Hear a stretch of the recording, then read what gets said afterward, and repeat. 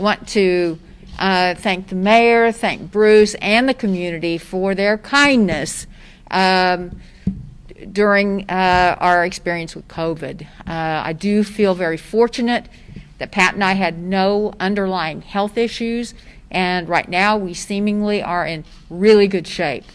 We're both back at work. I say we got our clean card, we got tested, we got back our negatives.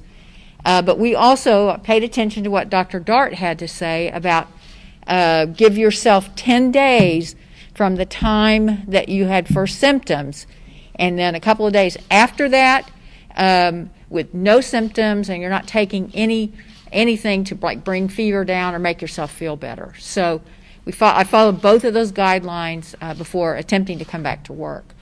And I think some of you know we were traveling, and just this is what my husband says, it's my narrative, but I think we probably got it at a pit stop in the Texas Panhandle. Not to disparage Texas Panhandle, but nobody was wearing a mask. And when nobody wears a mask, it's kind of like the mayor was saying, you almost forget. Well, I'm out, because Pat's doing all the driving, I'm cleaning, I've got my Clorox wipes, I'm cleaning off the gas handle, I'm trying to do that the best I can. He wanders in the store, makes a pit stop, and then he goes and gets in line to buy some water. He didn't have a mask on, but of course nobody did around there. And he gets back in the car, and I look at him like, oh my gosh, was that truly when we got exposed to COVID? I don't know, but he had issues about 3 days later.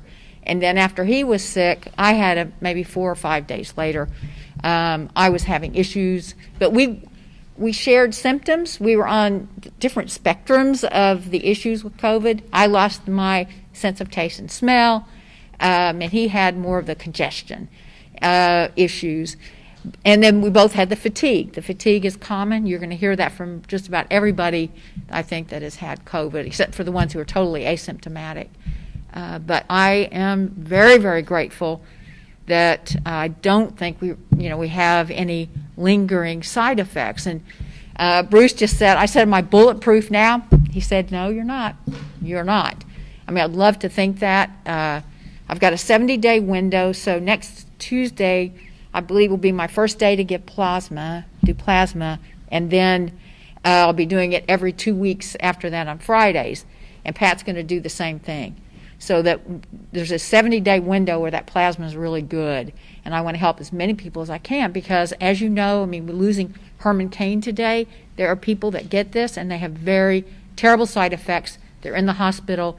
They end up on an incubator, and then things just go south. So anyway, that's one small thing I can do. But, again, I'm just so grateful that I'm okay. And I do want to encourage everybody to wear their masks, but also understand that people make mistakes and they forget their masks every once in a while. I'm going to tell a story on myself. Yesterday, because, we've been confined. I haven't been wearing a mask around the house. And I go in the courthouse, and I don't see anybody because it would have reminded me if I'd seen somebody. I left my mask in the car.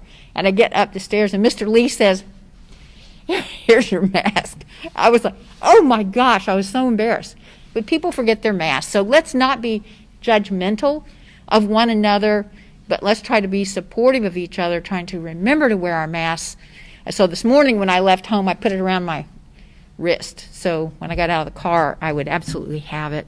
And, for the people that really don't want to wear masks, most people don't like change. And this is a very personal thing to wear a mask.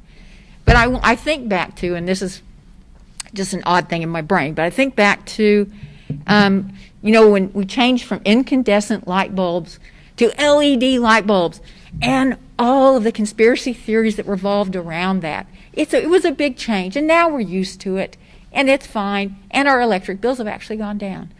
So I just think this is something hopefully everybody gets used to, and we go on along our merry way, and hopefully more of us survive, So anybody have any questions? So Pat had more of the pain than I did, but it was the fatigue. It was you really sleep, like almost just really deep sleep for hours at night. You get up. I mean, one morning I got up and I thought, I'm just faking. I feel so good. But then 2 or 3 hours later, you hit this wall and you have to rest. But I was able to I did Zoom meetings, as many as I could during the period that I was doing that, recovering. But I just again say we were very, very fortunate.